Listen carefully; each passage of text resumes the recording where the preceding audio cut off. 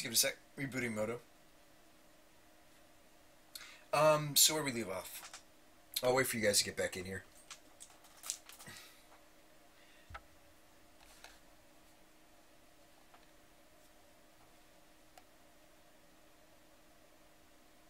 But yeah, something we used to do a lot, I'd like to bring back to the show, is that I'd have you guys vote for the brews, or what deck we're going to play, or put in the league. And I'm trying to see if there's any other cards I was trying. Let's see, we got into Thragtusk, which I think was fine. We were trying the Snakes on a Plane engine.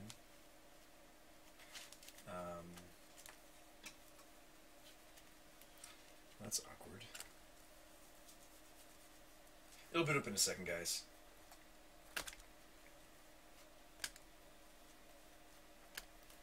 Okay. I think that's everything that we were trying. Yeah. Yeah, cards like that. I think the only one that I didn't include was the Shriekmaw. Now, Shriekmaw does have its matchups. Chalice got you down, run K-Command. Yeah, a red splash is good too, Kedler.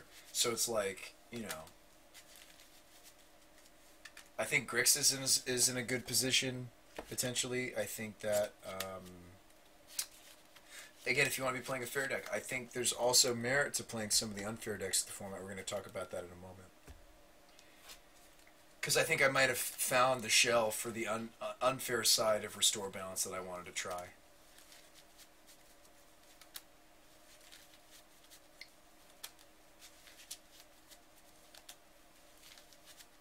Will Zombalance have Bridge from Below? No, I wasn't thinking Bridge from Below, actually, Wumbo.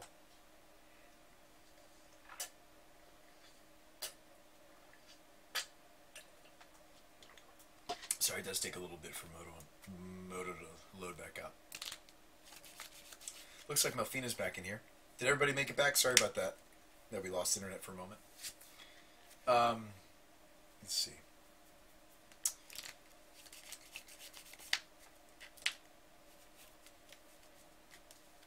Bantus? What? No, it was actually Grixis, Wumbo. Was what I was thinking. It was a pretty proactive deck. We'll talk about it later. I wanted to focus on the Sultai deck. I think Sultai is a good color combination choice right now, because you also get Decay, and Maelstrom Pulse is really good. But yeah, so this combo, it seemed really cute when we were talking about it. I was talking about it with a buddy of mine, and I was like, come on, this has got to be a little too cute, right? But the Death Touch, like we were, so actually Pharika came about because we talked about Ronus, we talked about Thrun, we talked about Thragtusk. And the ones that I settled on were Tusk and Pharika. We tried Ronus. Ronus got dismembered a lot, and there is Dismember and, of course, Path in the format. And we were like, okay, is there a way that we can win through traverse targets, but doesn't lose to, albeit it's a little slow, it doesn't lose to all the targeted removal that's in the format right now. So basically, we're doing Build Your Own Flipped Garrick. As strange as that sounds, that's what the Snakes on a Plane engine is. It's a traverse engine that gives you a grindy token-making engine that isn't usually game one hated out through hate, or all the pushes and terminates and paths and dismembers that are being played right now, or condemns or what have you. Freaking Devour Fleshes and Hallowed Burials that people are running. Let me pull it up. Snakes on the Plane should be under S now.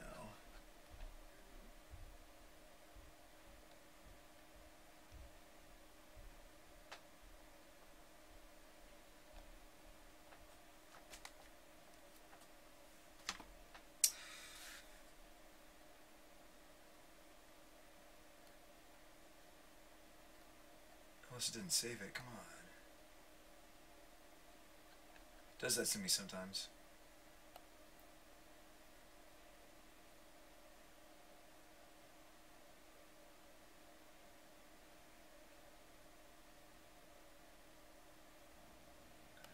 It looks like it didn't save it. That's okay, because Moto crashed on us. So let's build it back up. So we came from here, and it'll be cool for you guys to see how the deck kind of evolves. This is nearly, yeah. This is basically, except for the there was one change. I think I had um, a copy of. There was a walking ballista.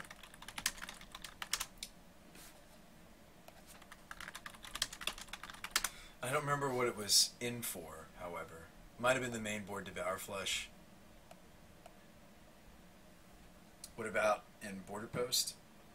Devour Flesh. Oh yeah, absolutely. Are you familiar with the Devour Flesh interaction with Shadow's Tux?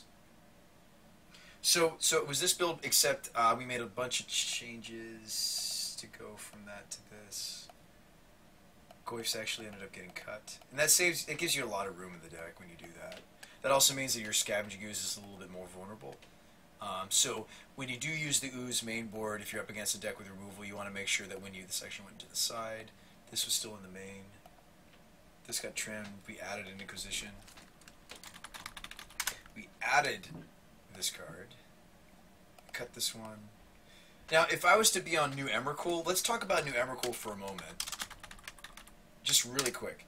If I was to be on New Emrakul, what would happen is we would have to run walkers and we would have to run tribal spells, like probably maybe even more than one, because it's really hard. You would also have to add more land. Like we couldn't be on 22 land, which we're not even right now. I need to add the second overground. Another push might be good. Yes and no. I like the idea of fourth push. We'll see if that's what happens. Yes and no. I think if you're gonna do fourth push, you don't do third decay. If you do third decay, you have fourth push. Or if you don't do third decay, I like the 3/3 split actually. It's a little grindier, but it lets us like beat more things. Like lets us beat Chalice too. What's up, Rumble 7? Appreciate that follow, man.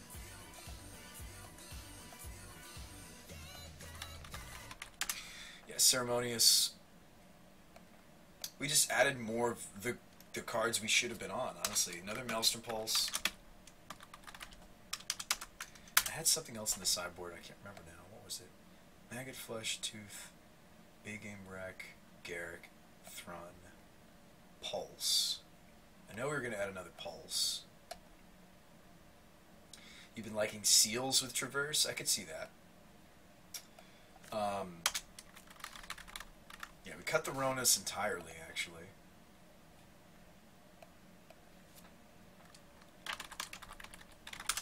Yeah, if we're moving all of the combo hate creatures to the board, I actually want all of the Devour Fleshes to be main. Excuse me, Collective Brutalities to be main. We don't need to run that many flesh main. You know, like, I like some number. I like 1 to 2, maybe even a third flesh in the 75. I just like running a flexible suite of removal. Like, I think there's nothing wrong with fourth push. I'm just saying, like, I'm giving up fourth push to run things like Devour Flesh and more Decay, which I think is fine. I think I was on 2 flesh main one side, and then the Snakes on a Plane engine, which was the Golgari God paired with the thing that you keep exiling. Now, you could even do this with Mist Hollow Griffin. There's a couple reasons why, although I think that might be an okay choice, there's a couple reasons why I think I still want it to be the Eternal Scourge, and it's honestly, I think it's just mana cost. The Eternal Scourge is color-wise and also even just mana-wise a little bit more efficient. So I think we want to stick. Oh, we cut the fourth Foretold, but we added these two, and then a Thragtusk, and then there's one more card. Was it the Shriekmaw? You guys remember what the last card was? What was it? We had a Thragtusk. The last slot is definitely a flex spot. And then we have one more sideboard slot. What were they? So I wanted to try Courser of Crewfix. What were they? What were those last 2 spots? Oh, Ishkana? Yeah, Ishkana's great. Ishkana could be our last spot.